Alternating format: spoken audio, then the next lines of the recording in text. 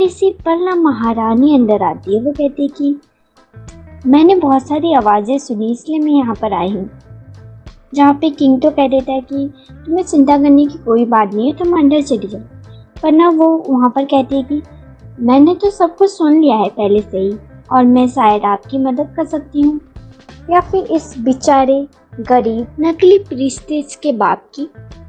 जहाँ पे वो किंग सोच रहा होता है कि मुझे लगता है कि ये बिना कुछ सोचे समझे यहाँ तक नहीं आ सकती है, मुझे लगता है इसके पास कोई ज़बरदस्त प्लान है। जहाँ पर वो ना बातें करने लग जाते हैं उल्टी सीधी, जो इस पर ना सर पैरे की होती है। फिर वो वहाँ पर कहती है कि अगर सबको लगता है कि कैल्डर परिवार के आप दुश्मन हैं, तो आपको दुश्मनी ख़त्म करने के लिए उस बच्चे को ना उसकी संपत्ति दे देनी चाहिए, उसकी प्रॉपर्टी। तब ना आप सबके नज़रों में हीरो बन जाएंगे। तो फिर वो कहते हैं क्या तुम क्या कहने का मतलब है कि मैं ये सब कर दूँ, उसको इतनी कीमती चीज़ें दे दो उस बच्चे को। जहाँ पे वो कहते हैं कि हाँ, पर संपत्ति पाने के लिए उसे सबसे पहले शादी करनी होगी, पर वो अभी छोटा है तो वो तो वो कुछ चूज़ नहीं कर सकता। तो मुझे नहीं लगता कि कोई उसकी इच्छा टाइप की चीज़ होगी। पर देखा जाए ना तो आप यहाँ की किंग हैं, तो आपको ये अधिकार है कि आप उसकी वाइफ चुन सकते हैं और वो हमारे मुताबिक चलेगी। जहाँ पे ये बात सुन के ना प्रिंस खुश हो जाता है, मतलब किंग खुश हो जाता है कि मेरी ही रानी हो, मुझे खुशी है कि मैंने तुमसे शादी की। जहाँ पे वो कहती है कि हाँ बिल्कुल, मुझे खुशी है कि मैं आपके कुछ काम आ सकी, मैं हमेशा आपकी मदद करूँगी। और वो मन में कुछ ऐसे सोचती कि ये बस ऊपरी ऊपरी कहने की बातें हैं, असल में तो मैं इसका उल्टा चाहती हूँ। और लड़कियों को तो आने दो, तब मैं बताती हूँ कि 15 साल से मैं क्या झेल रही हूँ। इसे भी मुझे लग रहा है कि प्रिंस मतलब किंग से कोई प्यार व्यार नहीं है, बस मौका मिलते ही ये किंग का भी गला काटने वालों में से है, मुझे ऐसा लग रहा है।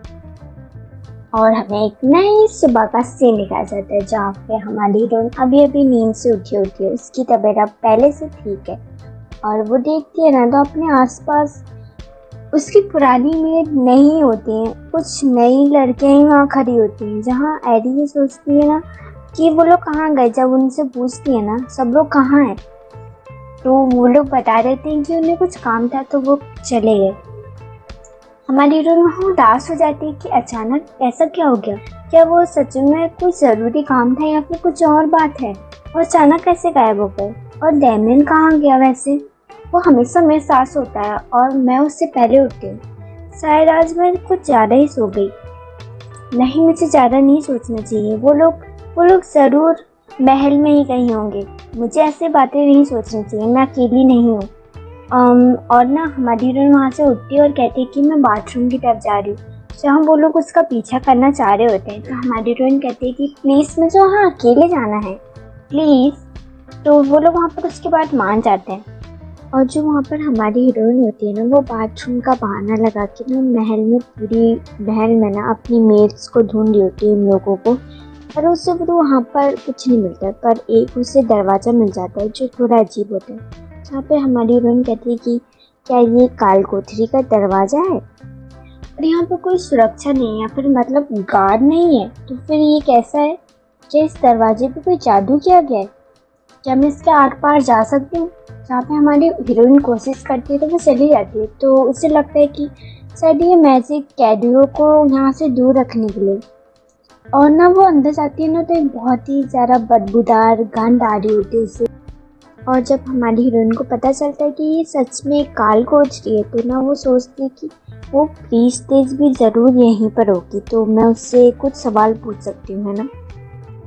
जहाँ पे उसकी हालत बहुत ही ज़्यादा ख़राब हो रही होती है और वो वहाँ पर लड़की कह रही होती है कि क्या तुम यहाँ पर मुझसे मिलने आई हो, आखिरकार तुम यहाँ आ गई।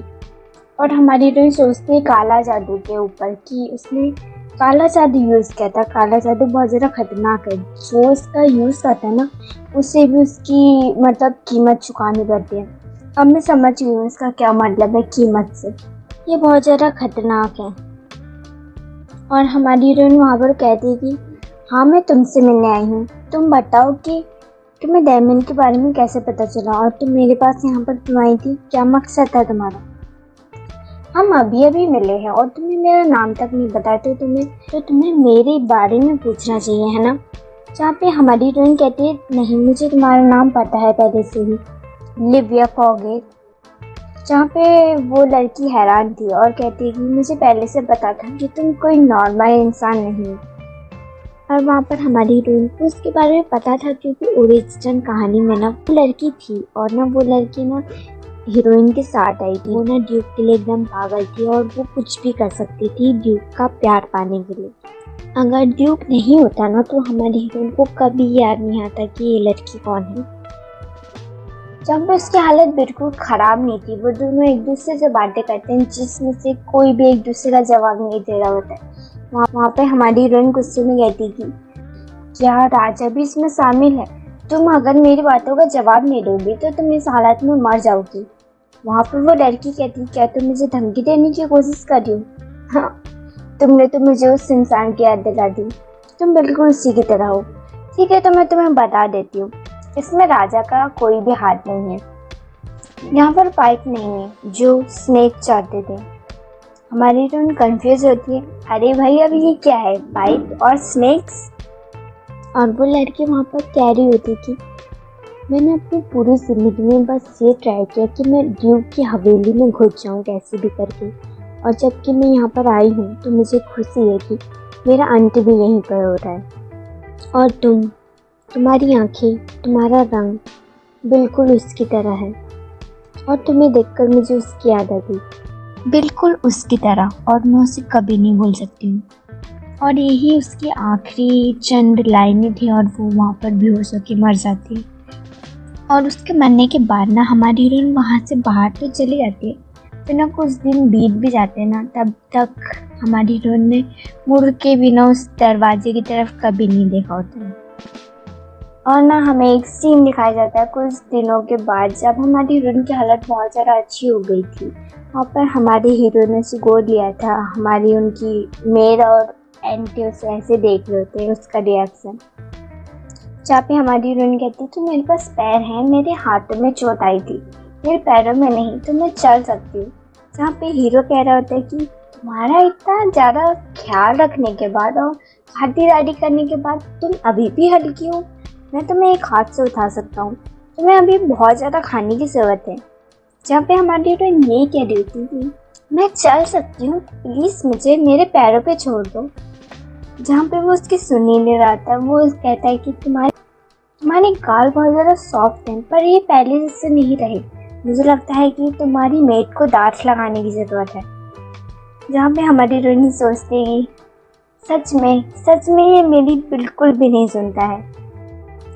तो लाइक और कमेंट किया करो भाई, 50-100 लाइक और कमेंट तो होने चाहिए।